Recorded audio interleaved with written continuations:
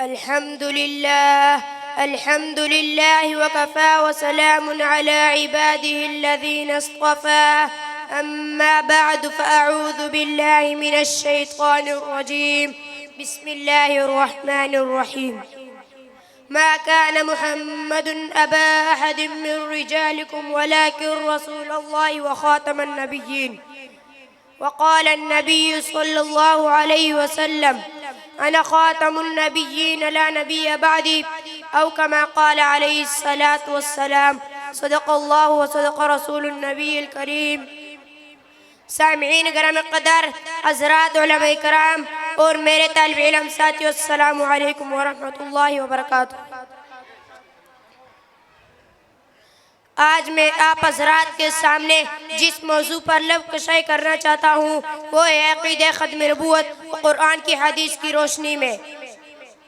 میرے بھائیوں، میرا یہ ایمان و عقیدہ ہے کہ جس نبوت اور رسالت کی ابتدا جناب آدم و نوح علیہ السلام سے ہوئی تھی، وہ نبوت اور رسالت سلسلہ وار چلتے ہوئے ابراہیم علیہ السلام، اسماعیل، اسحاق، یعقوب، یوسف، یونس، لوط، ہود، صالح، شعیب، زکریا، یحییٰ، سلیمان، داؤد، ذوالکفل، ہارون، موسیٰ، عیسیٰ علیہ السلام سے ہوتے ہوئے جب جناب سرور کونین تاجدار مدینہ کے آمنہ کے لال فخر الرسل تک پہنچے تو خلاق عالم نے اپنی مقدس اور لا ریب کی کتاب میں اس سلسلہ نبوت کا اعلان کرتے ہوئے ارشاد فرمایا: ما كان محمد ابا احد من رجالكم ولكن رسول اللہ وخاتم النبیین. میرے بھائیوں، دنیا میں جتنے پیغمبر آئے، ہر نبی نے اپنے قوم کو اپنے بعد ایک نبی کے آنے کی بشارت سنائی کہ ہمارے بعد ایک نبی ایسا آئے گا جو سب کا منتظر ہوگا، وہ بشر آئے گا جو عصمت بشر ہوگا، وہ انسان آئے گا جس پر رسالت کی معراج ختم ہو جائے گی، وہ نبی آئے گا جو ولی راقی کا سردار ہوگا، وہ آقا آئے گا جس کی غلام پر ہزاروں آقا قربان کیے جا سکتے ہیں. ہاں دعائے خلیل آئے گا، نبی مسیح آئے گا، بشارت انبیاء آئے گا. جب وہ نبی اور رسول دنیا میں تشریف لائے تو آپ صلی اللہ علیہ وسلم نے دنیا انسان کو بتلایا کہ او لوگو، انا خاتم النبیین لا نبی بعدی. میرے بھائیوں، مجھے اس موقع پر بطل حرید سالار احرار خطیب اسلام حضرت امیر شریعت سیدت اللہ شاہ بخاری رحمۃ اللہ کو الفاظ یاد آئے کہ آپ نے فرمایا: او لوگو، جب لا الہ باطلہ پر آیا تو اسلام نے تمام الہی باطلہ کو بے خبر سے نکال دیا. تو حضور صلی اللہ علیہ وسلم نے جب فرمایا لا نبی بعدی تو آپ صلی اللہ علیہ وسلم نے تمام باطل نبیوں کو جڑ سے اکھاڑ پھینکا.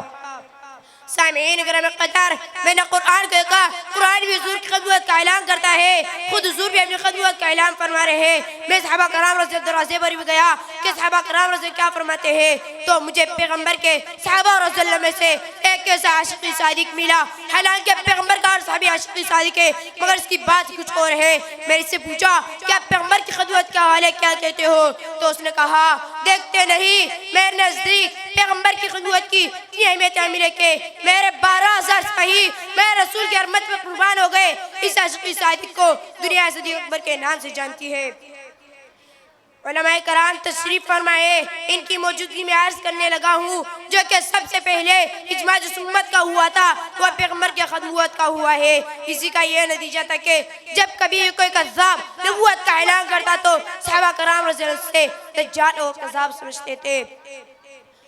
میرے عزیز بھائیوں، آپ نے سنا ہوگا حبیب بن زید انصاری